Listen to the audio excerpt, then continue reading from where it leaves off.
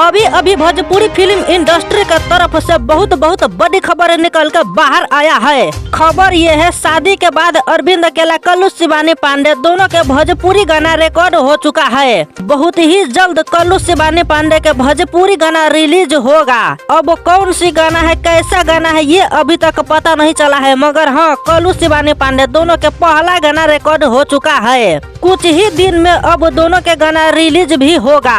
जैसे कि शिवानी पांडे के पहले कोई नहीं पहचानता था, मगर अरविंद अकेला कल्लू से शादी होने के बाद अभी वो भोजपुरी के सुपरस्टार सिंगर के वाइफ बन चुका है। इसलिए पूरा भोजपुरी जनता अब शिवानी पांडे के पहचानने लगी है।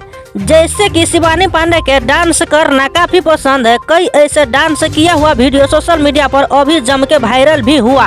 मगर अब शिवानी पांडे गाना गाया है, बहुत ही जल्द उसका गाना आने वाले है। अब देखिए कल्लू शिवानी पांडे दोनों के गाना कैसा होता है।